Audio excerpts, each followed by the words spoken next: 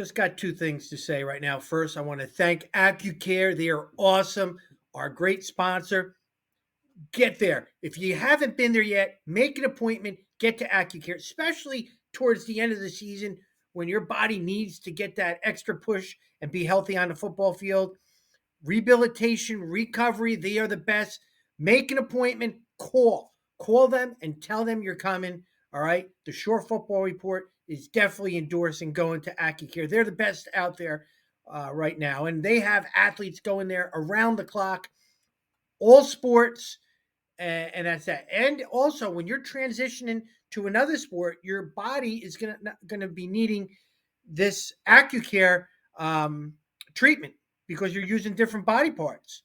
So just make sure that you utilize Accucare, located in Brick.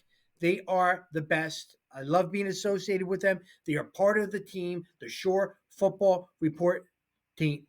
All right. The other thing I want to say is this: subscribe to the Shore Football Report YouTube channel. Every one of you, when you watch it, click subscribe. It's free. It's free. Turn the notifications off if you don't want to hear it, but subscribe. By you subscribing, says thank you. I need 1,000. I want 1,000 subscribers. Please, please, please, please subscribe. Scott Stump says I don't say it enough on our show. That's why we don't got 1,000 subscribers. But subscribe. All joking aside, it's the cool thing to do. All right. Join the Shore Football Report team. We got so many things that are going to be going on our YouTube channel, not just our talk shows. We're going to have extensive all-star team coverage that we're going to do. Also, yes, you've been asking, the Stumpy Awards, they're coming back. The Stumpy Awards are coming back from 8 years ago, and I know you guys are going to love it. So we're going to have all my all-star teams, all county, all shore, all division, my rankings of players, because I changed things up and seeing how guys are playing, adding the freshmen, the 2026s are going to be included in that rankings too. It's a lot of stuff, all going to be on our YouTube, the Shore Football Report YouTube. Subscribe. You won't want to miss it. In the off season, I'll be doing things around the clock for recruiting, talking with college coaches and coaches from all over the country will be on my talk shows throughout the off season. There's no off in my season. All right. Subscribe to the Shore Football Report. And also, more importantly, make an appointment to Accucare. Accucare Physical Therapy and Sports Medicine in Brick, New Jersey offers a state-of-the-art facility with all the best and current treatments. With athletic trainers, massage therapists, and doctors of physical therapy, Accucare has everything you need to stay healthy and perform at the highest level. Cupping, stretching, laser therapy, compression boots, and a full-body cryo chamber are just some of what you can expect at Accucare. Check out their website and social media links in my bio. No prescription is needed to see them. So call them today and start feeling and performing at your best. Again, thank you to Accucare for sponsoring the Shore Football Report.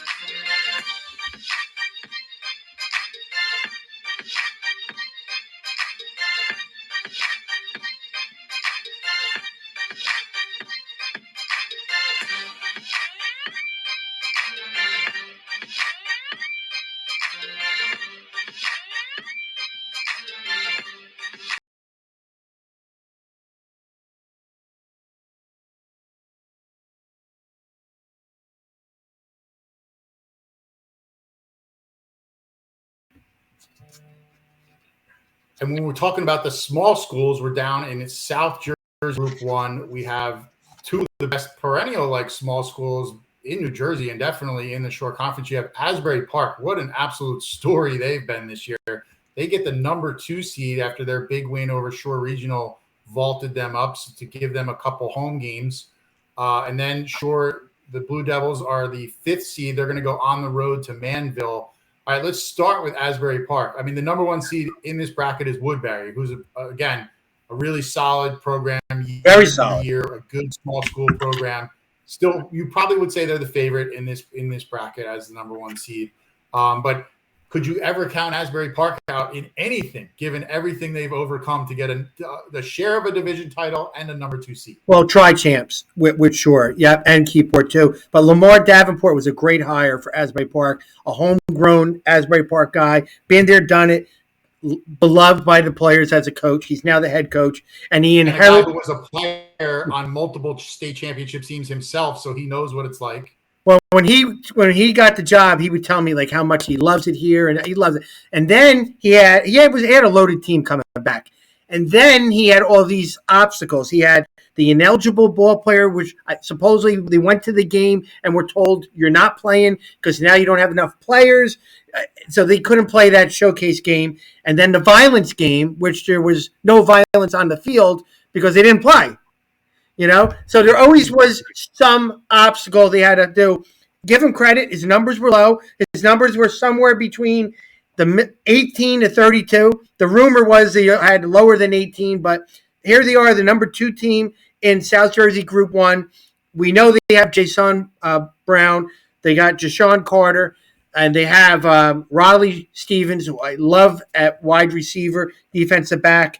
Rezon McNeil. They really have some good football players, and they're playing some good football right now, being 4-2, getting into the playoffs. Yeah, I mean, when they've been on the field, they've been spectacular. They lost to Keyport in the 4th quarter of that game, and that was early in the season when they were still going through a lot of that turmoil. But they enter this hot, on a hot streak. Like, that was an impressive win. Shore Regional had been dominating that division, so to come out and beat them 28-17. They would dominate Asbury. They would dominate Asbury for years. Asbury would be rolling over people, and Kaz would run that wing tee schemes, and they would stifle them. But this game, 28-17, kind of said to people, okay, this is a little different year. I think that immediately stamped them as a state title contender when they did that, Correct. If you can beat another team that people thought had a really good shot in this bracket, then, that makes you a contender too.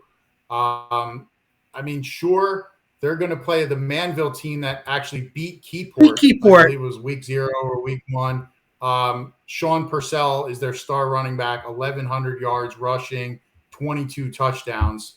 So that's going to be the focal point of the defense. You have a comparable game, Scott. You have a comparable game. Keyport played both games. Shore took care of Keyport. Manville kind of beat them 30-20, was it, right? And, so, I think Shore is setting themselves up for what we want to call an upset, in that first round. I think Shore likes to match up, if I was Shore. Yeah, anytime it's a ground type game where it's our D line stopping your star running back and your front trying to stop our wing T, Shore loves those kind of games. Like, all right, it's just brute force, put your hand in the dirt and we're going to find out who's more physical and who's better. So I think you're right. It's not a team that Shore might be like, a high level passing attack that's going to throw the ball 30 times a game. Like Purcell is good, obviously. You're going to have to slow him down, but Shore has multiple guys on their side of the ball that run it in their wing T. They're just a team that always seems to get it done in the postseason every year. They have Lucas Rosa, they have Jackson Whitaker on defense. Where it's funny, Jackson Whitaker normally known for terrorizing quarterbacks in the backfield, but this game is going to be huge for setting the edge, funneling Purcell back into the middle of the defense. So I think that will be a big factor in that game. And then, Asbury, if they play certainly to their capability, we know what they can do. They're playing Pittman, and they're going to be at home at Asbury Park Stadium. Like you said, they have playmakers all over the field. I guess the question is there what are the possibilities of a Shore Asbury rematch for a state title? I don't I think that can happen. I don't think that will happen because they got to play Woodbury. Sure, I mean you got to play a good Manville team and then beat Woodbury, and then Asbury Park has got to kind of win out too there too. I think that's a far cry. But boy, we would love to see that. We definitely would. Asbury Park's Riley Stevens, I just want to say, he's one of the most underrated guys in the short conference. You know, Jashawn Brown is as good as any quarterback in the short conference. Maybe doesn't get the hype that everybody else gets, but he's a 4-year starter. And Jashawn Carter, just a big 6'1", 180-pound running back. But Riley Stevens, he's the guy that really stands out. But Riley Stevens is their leader in their locker room. He came on my show in the summer. Just a really good kid with very good athletic ability. He's the guy that you root for when you play for Asbury Park because he does it right on the field and most importantly off the field. So I'm rooting for Asbury Park. And Kaz, like to see him get that win too. I know if he can pull off 2 upsets, which he probably could. But I like our chances of both teams competing in the first round. And I like the chances of at least one short conference team making the championship game in this bracket. Well, if you're saying that, I think Asbury's got a clearer path than Shore. Yes. The state was talking about you need 7. Everything's divided by 7, and Asbury Park played 6 games. They were going to divide their points per game by 7, and that would drop them to a 13, which would be a 6-7. So the state overrid that because Keensburg, I guess, canceled the game, but they didn't reward them for a win, which usually they don't do. They usually reward somebody a win. But all the residual points that Asbury Park would have got for beating Keensburg, who has 1 win, other teams didn't get. So I don't know how the state factored that in. Because if you're in the division and you beat Asbury and Keensburg, you're waiting for those 3 extra residuals. Nobody got them. The state kind of that's what the state's just so screwed. You know what, though? I feel like it worked out the way it should have in the sense that Asbury got rewarded for their win over Shore, which was huge to get a top 2 seed. Yeah. So I think to me, I don't feel like anybody really, got screwed in this whole thing. Like I think Asbury's where they probably should be in this bracket. They have a good shot. And again, why would you doubt them at this point after everything they've been through and done so far?